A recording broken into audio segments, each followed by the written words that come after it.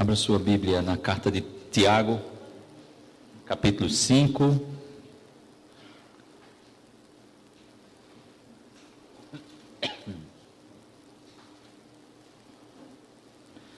Tiago 5, a partir do versículo 7. Nós estamos ainda no tempo do Advento, nós estamos ainda refletindo, meditando sobre a vinda de Jesus Cristo. O Senhor voltará outra vez, e nós somos a igreja do Senhor ansiosa pela sua vinda. Tivemos um louvor aqui que diz: Maranata, vem Senhor Jesus. A igreja fica continuamente chamando Jesus para voltar.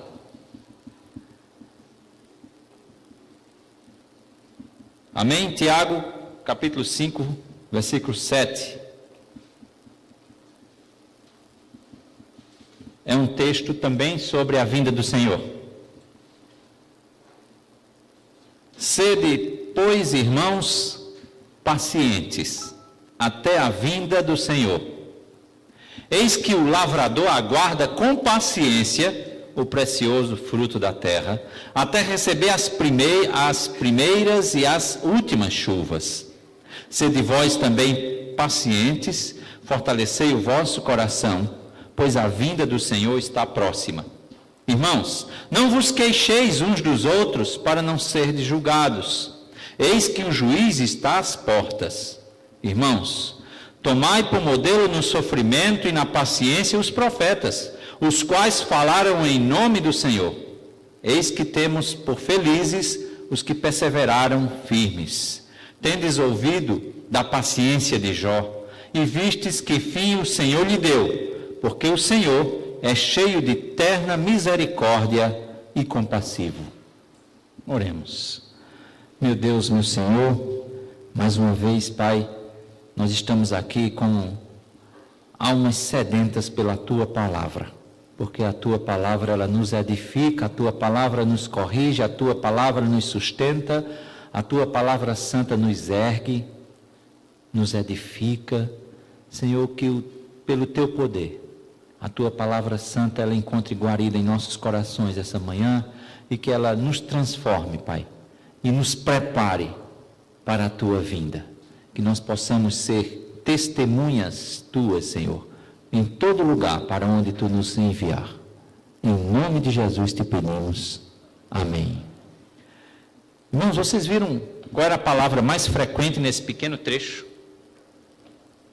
Alguém quer dar um? Paciência? Eu vi alguém dizer baixo aí, sem muita segurança. É isso mesmo, paciência. Coisa que eu preciso muito. Não sei vocês são todos muito calmos, muito tranquilos. Vocês não precisam de paciência, eu preciso. Se alguém também precisar, que bom. Essa palavra vem para o nosso coração, impacientes.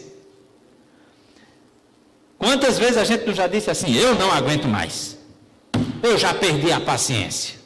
Alguém já disse alguma coisa assim? Eu já perdi a paciência com você. Perdeu, não sabe mais nem onde está a paciência. Isso é uma maneira de cristão se comportar? Não. Pastor, o senhor é impaciente? Sou. Isso é a maneira de cristão se comportar? Não. Essa é uma maneira dos ímpios se comportarem. Mas isso é muito duro ouvir isso. Como é que o senhor diz que isso só é coisa de ímpio? Se a igreja toda se impacienta, se os cristãos se impacientam. Certamente ser impaciente é coisa de ímpio, queridos. Por quê? Porque diz São Paulo lá no livro de Gálatas que paciência é fruto do Espírito Santo. Se você tem um fruto do Espírito Santo, também deve residir no seu coração paciência. Paciência é fruto do Espírito Santo. Então, quando faltamos paciência ou perdemos a paciência, fazemos o contrário do que Deus aprova. Lembre-se que Tiago, ele está lidando com o nosso comportamento como crentes. Ele está falando para nós que somos cristãos. Nós que acreditamos em Jesus Cristo, nós que gostamos de Jesus Cristo. Esse livro não é um livro só de teologia, mas é um livro de prática. Nós precisamos sair daqui com uma palavra de Deus que tenha consequência prática nas nossas vidas. Sejam pacientes até a vinda do Senhor. É o que está escrito aí, logo no primeiro versículo que eu li. As Escrituras declaram em termos sem equívoco, sem dúvida, que Jesus Cristo vai voltar. Jesus Cristo retornará à terra. Aí a gente às vezes vê isso e diz: pastor, essa coisa é tão assim, tão longe de mim. Eu tenho tantos problemas assim mais próximos de mim. Eu tenho tantas coisas para resolver hoje. Os meus medos é sobre coisas que vão acontecer hoje, sobre coisas que vão acontecer amanhã. A minha perda de paciência é para as coisas do corriqueiro, do dia a dia. O que é que a volta de Cristo, algo assim tão intangível, tão longe, tem a respeito da minha vida? Irmão, tem tudo a ver a respeito da sua vida.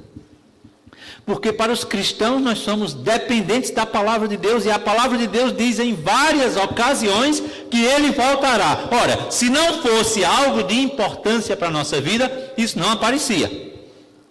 Por que vocês acham que Jesus Cristo só fez isso que está aqui narrado? De forma alguma. João disse, Ele fez muitas outras coisas, que se eu fosse narrar isso tudinho no livro, não caberia. Não tem livro no mundo que coubesse o que Jesus fez. Isso aqui foi narrado para que a gente creia e obtenha a salvação. Então Jesus fez muitas outras coisas. Então, se diante dessa seleção santa que o autor sagrado fez em colocar algumas coisas narradas e outras não, e se ele colocou essas, que Jesus vai voltar, que se prepare, que ele virá como ladrão, sem ninguém esperar, ele virá sobre as nuvens com poder e glória. Se colocou isso, queridos, é importante. É importante. Naquele tempo o pessoal não tinha o Word, não. Naquele tempo o pessoal não tinha a facilidade de editar um texto no computador, mudar, colocar no WhatsApp para todo mundo. Não tinha isso. Quando eles colocavam alguma coisa aqui, é porque era importante. Jesus voltará. Isso é importante para nós. E Ele está vindo para recompensar cada um pelo seu trabalho. Cada um aqui dessa igreja, Jesus vai tratar individualmente e recompensará pelo seu trabalho no reino dele. Onde é que está escrito isso? Está escrito em Mateus, diz assim, porque o Filho do Homem virá na glória do seu Pai com os seus anjos, e então ele recompensará cada um segundo as suas obras. Jesus vem, ele é o galardoador, ele é o recompensador dos seus fiéis. Cristo está vindo novamente também para fazer outra coisa, para separar as ovelhas dos bodes. Quando o Filho do Homem vier na sua glória e todos os santos anjos com ele, ele se assentará no trono da sua glória e diante dele será juntado todas as nações e eles os separará uns dos outros como um pastor divide ovelha dos bodes. Isso já é outro trecho da Bíblia que fala da volta de Jesus Cristo. Se havia milhares de coisas que Jesus disse e fez, que não tinha livro na terra que coubesse, e se eles colocaram nisso aqui é porque essa informação, essa palavra de Deus é importante para mim e para você. Jesus vem para recompensar cada um pelo que faz. Jesus vem para separar bodes de ovelhas. Jesus Cristo voltará para julgar vivos e mortos. Isso tem na Bíblia, pastor? Tem, irmão. 2 Timóteo. Eu, portanto, ordeno-te diante de Deus e do Senhor Jesus Cristo, que julgará os vivos e os mortos na sua aparição e no seu reino. Ele vem novamente para julgar os incrédulos ou os ímpios da terra, os que vivem na impiedade, os que não se importam com Deus, os que não estão nem aí para as coisas de Jesus Cristo, os que querem e acham que essa terra é só para o desfrute, acham que essa terra a gente não tem que dar satisfação a ninguém. Nós temos sim que dar satisfação a Deus, nosso Criador, de onde viemos e para onde vamos. Ele vem novamente para julgar os incrédulos ou os ímpios. Isso tem na Bíblia, pastor? Tem. numa carta que a gente quase não lê. A carta de Judas. Não é o Iscariotes. Tem uma cartinha na Bíblia, só tem um capítulo. Quase ninguém lê. Lá está escrito assim: Enoque, o sétimo, a partir de Adão, profetizou acerca deles. Vejam, o Senhor vem com milhares de milhares dos seus santos. Já são 3 trechos que diz: o Senhor vem com seus anjos, o Senhor vem com os exércitos do céu, o Senhor vem com uma milícia enorme. O Senhor agora vem com milhares de seus santos para julgar a todos e convencer a todos os ímpios a respeito de todo ato de impiedade que eles cometeram, acerca de todas as palavras insolentes que os pecadores ímpios falaram contra ele. Cristo volta para julgar os ímpios, mas Cristo vem para julgar os cristãos também. Isso é da Bíblia, pastor? É. Está lá em 2 Coríntios, porque todos nós, pastor, será que o clero vai escapar desse julgamento santo? Não. Os introdutores? Não. Os que fazem um culto assim, ou os que fazem um culto assado? Não. Está escrito assim: todos nós vamos comparecer diante do juízo de Cristo, para que cada um receba as coisas feitas em seu corpo, conforme o que fez, seja bom ou ruim. Está claro que o Senhor vem fazer isso. E se está escrito aqui é porque é importante para mim e para você. E eu quero que o irmão considere isso. Eu quero que o irmão tenha isso como sã doutrina, que o irmão leve isso no seu coração. A Escritura declara claramente como é que os cristãos devem viver, considerando a vinda iminente de Cristo, considerando a vinda do Senhor. Os cristãos devem se ocupar e estar ocupados em servir o Senhor até Ele chegar. Quando o Senhor chegar, Ele quer encontrar você ocupado. Ocupado em quê? Mais ocupado do que eu tenho? Eu sou ocupado o dia inteiro. Mas é ocupado na obra dele. Em que você se ocupa? Com que você gasta seu tempo? Eu não estou dizendo aqui para ninguém desprezar suas casas, seus trabalhos, não, querido. Eu só estou dizendo o seguinte: Jesus quer encontrar você trabalhando na obra dele. E o Senhor compreende a tua situação. O Senhor compreende o teu estilo de vida. O Senhor compreende o teu trabalho. Uns trabalham de plantão, outros trabalham todo dia, outros trabalham de noite, outros trabalham de domingo a domingo. O Senhor compreende isso, mas o Senhor quer saber se você está trabalhando na obra dele. Ele quer encontrar você ocupado na obra dele. Lá em Lucas tem aquela parábola que diz assim: então o Senhor chamou 10 dos seus servos e deu 10 minas e disse: faça esse dinheiro render até a minha volta. O Senhor deu talentos a você. O Senhor deu talentos a mim, dons a mim, e disse: bote para render, meu filho. O Senhor deu inteligência a você. Bote para render. O Senhor deu habilidade para você. Bote para render. E você vai enterrar, Você sabe fazer alguma coisa. Olhe, o filho ou a filha de Deus mais pobre de dom tem pelo menos um. Mas zero não tem. Não tem ninguém zerado de dom e talento. Você tem um talento. Bote para o Senhor. Faça esse dinheiro render até a minha volta, disse o Senhor. Os cristãos não devem diminuir os dons até que Cristo retorne, porque você recebeu pelo menos um dom, de maneira que não vos falte nenhum dom, aguardando vós a revelação do nosso Senhor Jesus Cristo. Os cristãos devem ser sem mancha e irrepreensíveis quando Cristo retornar. Ah, pastor, acho que essa parte tem na Bíblia. Não tem? Tem. Timóteo, para aqueles que guardem esse mandamento, sem mancha, irrepreensível, até a aparição de nosso Senhor Jesus Cristo. Os cristãos devem negar a impiedade e as coisas erradas, as concupiscências mundanas, viver com sobriedade, justiça e piedade até Cristo retornar. Não, agora eu acho que essa parte não tem na Bíblia, é a invenção moralista do pastor. Tem na Bíblia, irmãos. Está lá em Tito. Diz assim: ela nos ensina a renunciar à piedade e às paixões mundanas e a viver de maneira sensata, justa e piedosa nesta era presente, enquanto aguardamos a bendita esperança, a gloriosa manifestação do nosso grande Deus e Salvador, Jesus Cristo. Esse é o modo de viver dos cristãos. Eu sei que alguns de vocês estão um pouco tristes porque vocês não vivem assim. Nem eu.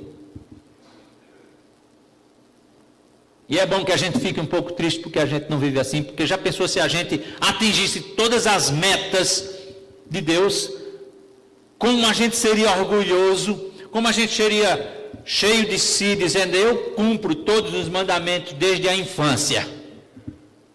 Eu seria irrepreensível. E a gente sabe que a gente não é assim.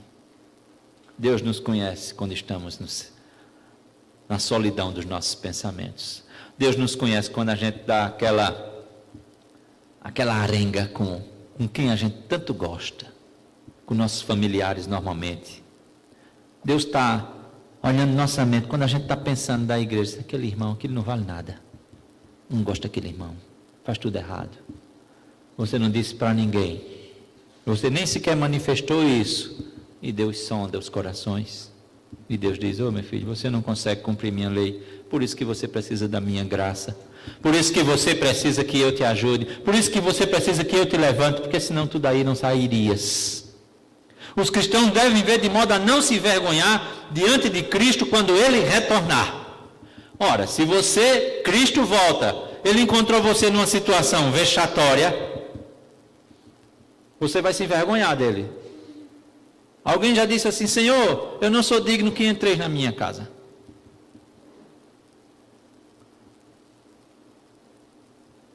E diz assim: agora, filhinhos, permaneçam nele, para que quando ele aparecer, possamos ter confiança e não ter vergonha diante dele na sua vinda. Eu tenho situações na minha vida e digo à igreja e compartilho honestamente com a igreja. Tem situações, tem momentos da minha vida que, se Cristo voltasse naquele momento, eu iria olhar para o Senhor: Senhor, misericórdia, porque o Senhor voltou agora. Venha mais tarde, venha depois da manhã, que aí eu vou estar bem penteadinho, arrumando o Senhor, arrumado, perfumado, cheiroso para o Senhor. Vou estar bem comportado, vou estar pensando nas coisas do céu, vou estar em paz. Mas o Senhor voltou agora, o Senhor me pegou de calças curtas. Então, queridos, daí a importância de saber que Cristo voltará assim. E estarmos preparados para a volta dele. Seguindo o texto que Tiago fala da volta do Senhor, ele diz: sejam pacientes como um agricultor. Eu sei que quantos agricultores tem aqui? Saulo, de certa forma. Seu marido não veio hoje, é agricultor. Alguém mais agricultor? Não. Jadeneus também tem conhecimento de roça. Eu tenho um conhecimento razoável, parte da minha infância. Jean Fábio também. Então, quem mora no campo assim, tem contato com o campo, tem. O agricultor tem que ser paciente. Tiago está dizendo assim: seja paciente. O agricultor é um bom exemplo da paciência que nós cristãos devemos ter. Porque o agricultor planta a semente e ela não nasce amanhã não, meu filho. Mesmo quem não é agricultor e botou aquele carocinho de feijão no algodão na escola, sabe que tem que esperar 3 dias. Não coloca de manhã e de noite ele nasce. Não tem jeito, é da natureza. Então o agricultor planta sua semente e espera pacientemente a chuva inicial para que a semente germine, e depois ele quer chuvas posteriores para a plantinha amadurecer. O agricultor espera o dia da colheita com grande expectativa. Eu joguei um saco de feijão, um saco de milho nesse terreno, eu estou com grande expectativa de tirar 10, sei lá, 20, 30 sacos. Eu estou olhando para a colheita, eu estou olhando para a consequência dessa minha semeadura, e ele faz tudo para proteger aquele dia da colheita. Se faltou água, ele vai pegar um regador e sair aguando. Se está nascendo erva daninha, ele começa a limpar o terreno. Era assim que eu lembro. Plantava um roçado, se você deixar o mato tomar conta, as ervas daninhas vão competir com os recursos, com a plantinha que você quer, com o milho, com o feijão, e não vai dar boa safra. Tiago está dizendo: sejam pacientes como um agricultor, queridos. Cuide da plantação, observando a colheita. Cuide de suas vidas, observando a colheita. Se desvencilhe do que está atrapalhando o seu crescimento espiritual. Por que é que um agricultor trabalha tão firmemente? Por que é que ele resiste tão pacientemente? Só por uma coisa, ele tem esperança que vai haver colheita. Porque se ele disser que não vai haver colheita, ele diz, eu vou me embora. Você tem esperança que haverá colheita? Você tem esperança que Cristo voltará para buscar a sua igreja? E quando ele vier buscar a sua noiva, que é um dos nomes da igreja, essa noiva tem que estar pronta, com a candeia cheia de azeite, tem que estar sem mancha. Noiva ao casamento, o noivo chegou, o vestido todo sujo, e agora? Não dá mais tempo. Então, olhando para a colheita, é por isso que a gente resiste, persiste, porque os nossos olhos estão fixados nesse dia. Nós devemos fortalecer os nossos corações. E a palavra para fortalecer os corações, como está aí no texto, que vocês devem fortalecer, versículo 8, também sejam pacientes e fortaleçam os vossos corações. Fortalecer o coração quer dizer tornar ele firme, estabilizar, não ficarmos instáveis, para corrigir, para fazer rápido a obra do Senhor. Devemos colocar os nossos corações direcionados para a vinda do Senhor. Não vamos viver como um povo alienado que só está pensando, não, eu não quero saber de nada desse mundo, eu só quero saber quando Jesus voltar.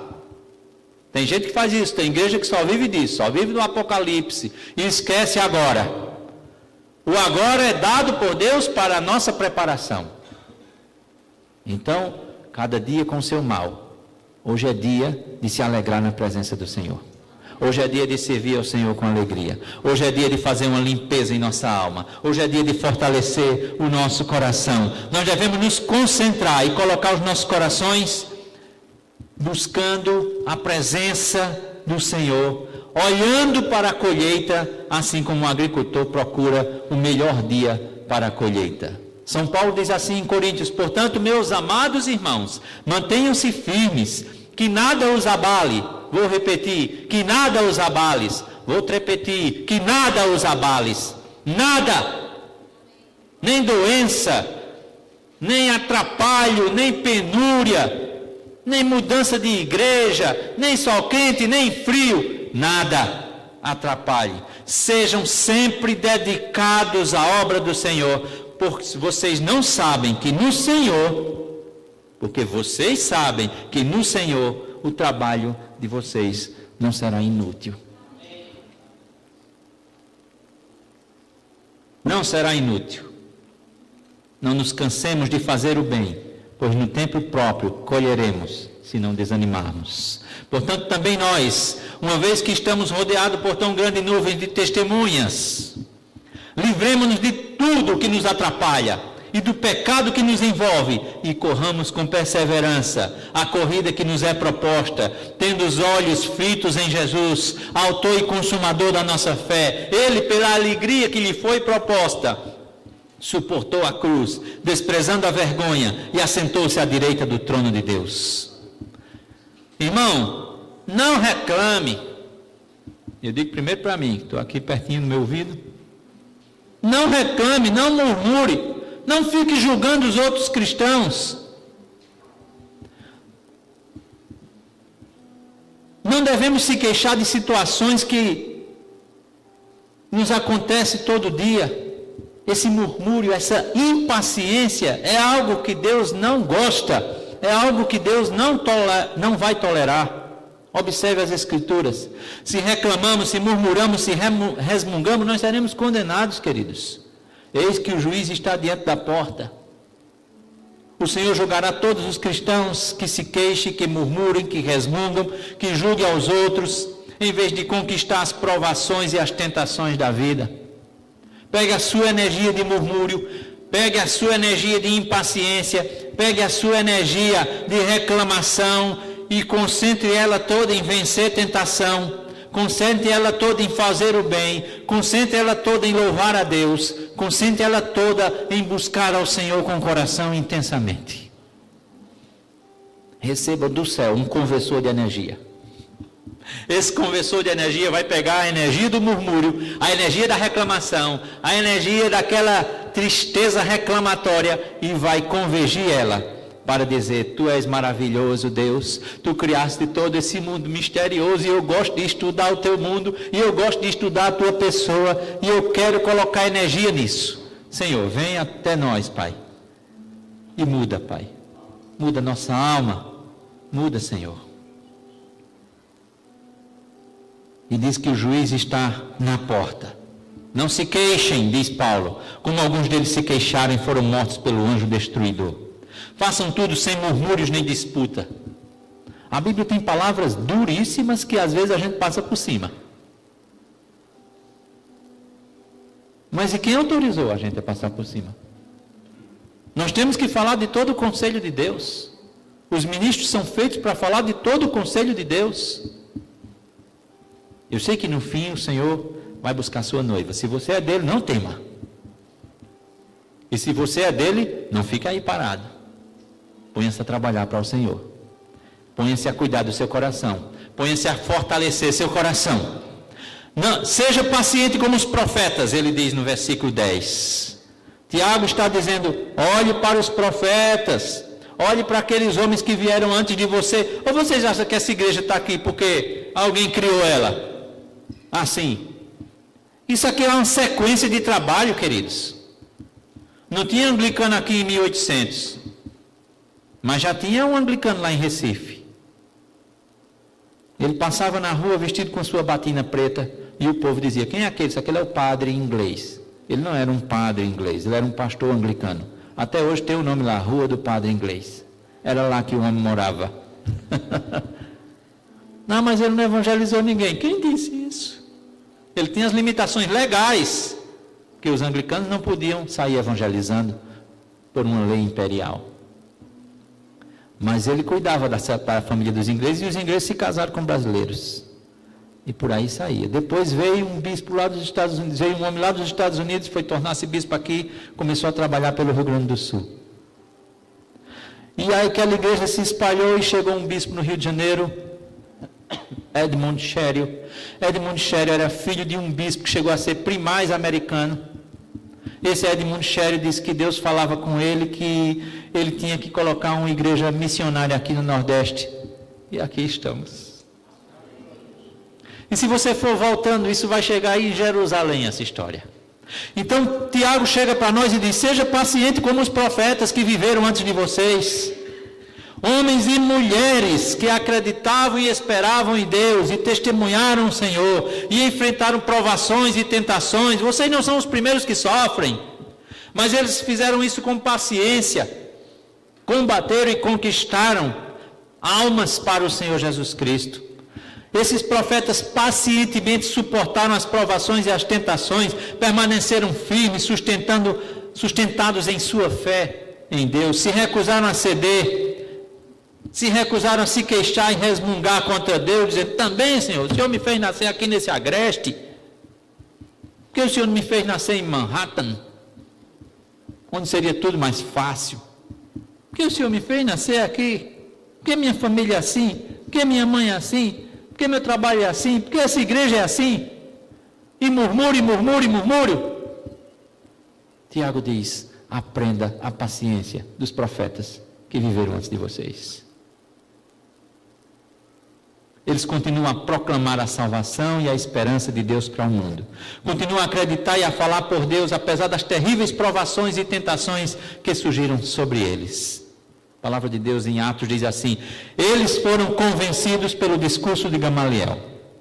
Chamaram os apóstolos e mandaram açoitá-los. Depois ordenaram que não falassem em nome de Jesus. Chegaram para os apóstolos e disseram: se falar o nome de Jesus aqui, cipó vai descer. Vão levar lapada. E liberaram eles. Os apóstolos saíram do sinédrio alegres. Alegres, sabe por quê? Porque foram considerados dignos de serem humilhados. Senhor, me dá essa paciência desses homens. Eles não saíram alegres porque ficaram livres, não. Eles ficaram alegres porque eles tiveram a dignidade de ser humilhados por causa do nome do Senhor Jesus Cristo. Todos os dias, no templo e de casa em casa, daí as células não deixavam de ensinar e proclamar que Jesus é o Messias, ungido, libertador de Israel. Eles ficaram dignos por ser humilhados. E a gente reclamando. E se forem filhos, diz Paulo lá em Romanos, então herdeiros de Deus, co-herdeiros de Cristo, se assim estivermos com Ele, para também sejamos glorificados nele, preferindo sofrer aflição com o povo de Deus do que desfrutar os prazeres do pecado por uma temporada. Sejam pacientes, então, já o texto no final, Tiago cita também Jó. Sejam pacientes como Jó foi no sofrimento. Poucas pessoas já sofreram as provações e as tentações na vida, tanto quanto Jó sofreu. Ele sofreu uma falência total. Vocês conhecem a história de Jó. Sofreu uma falência total. Perdeu todos os bens. Perdeu todos os sua pecuária, seu gado. Perdeu os empregados. E o mais severo golpe de todos foi que ele perdeu os seus filhos num acidente. Está lembrado como morreram os filhos de Jó? Deu um vento impetuoso lá, fortíssimo, derrubou a casa, as paredes da casa caíram sobre os filhos. Além disso, a esposa dele, dizendo, e preocupada com Jó, mas dizendo, olha Jó, para de abençoar e abre a boca e amaldiçoa teu Deus. Mas note isso, Jó nunca cedeu às provações ou tentações. Nunca. Chegavam os amigos de Jó e diziam, você deve ter pecado. É por isso que você está nessa situação. A mulher de Jó dizia, amaldiçoa Deus e morre. E Jó, firme, nunca cedeu às provações, nunca ceda às provações, queridos. Nunca desista de Jesus Cristo. Entrando numa cova, você não desiste de Jesus Cristo.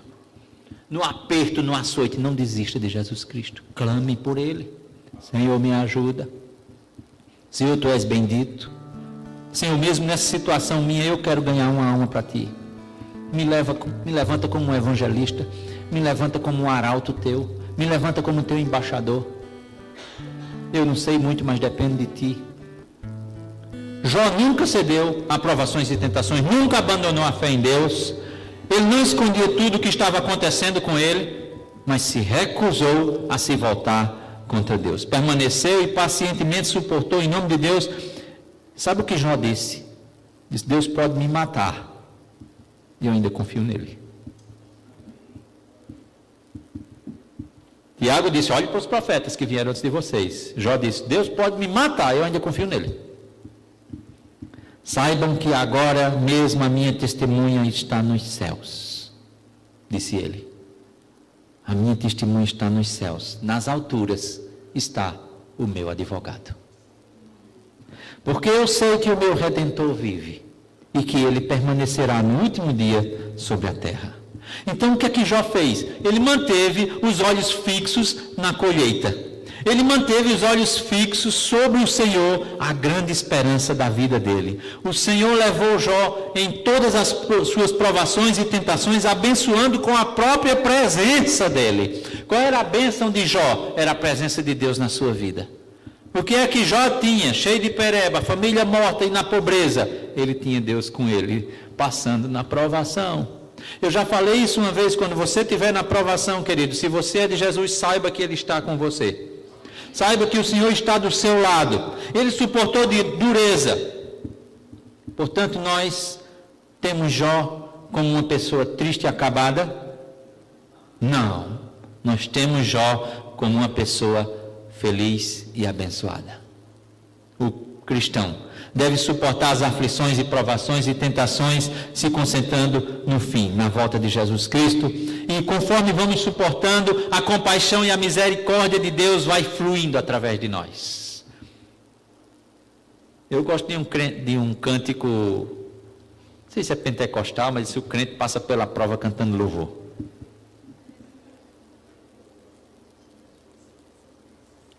Eu tenho uma pequena percentagem de pentecostal, eu gosto desse cântico. O crente passa pela prova cantando louvor. Porque à medida que você enfrenta isso, e você drena essa energia que vem de Deus para enfrentar suas questões, Deus abençoa você com a presença dEle. Compaixão e misericórdia de Deus fluirão através de vocês. Deus vai abençoar com a sua própria presença. Ele vai nos enviar através de todas essas provações e tentações para nos dar uma vida vitoriosa.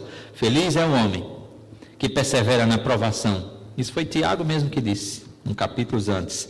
Porque depois de aprovado, receberá a coroa da vida que Deus prometeu aos que amam Ele. Porque é louvável que por motivo de sua consciência para com Deus, alguém suporte aflições sofrendo injustamente. Paciência às vezes é um sofrimento longo, suportando todas as coisas. É assim que faz um cristão. Não é isso que a carne quer. Não é isso que a nossa natureza decaída quer. A nossa natureza quer e quer agora. Ah, Senhor, me ajuda. Quando? Hoje, agora, Senhor, de meio-dia. A gente quer isso. Rápido. Mas Deus quer que a gente seja paciente, suportando tudo, confiando nele. Paciência é uma palavra que descreve o nosso caráter ou o nosso comportamento, irmãos. Como está a sua paciência? Deus deseja que sejamos como Jesus. A palavra de Deus diz para a gente olhar para os profetas que vieram antes de nós. Deus abençoe você. Que você enfrente as provações da sua vida com força, com firmeza, com o coração fortalecido pelo poder de Deus. Que a paz do Senhor seja com vocês. Cumprimente os irmãos e as irmãs com a paz de Cristo.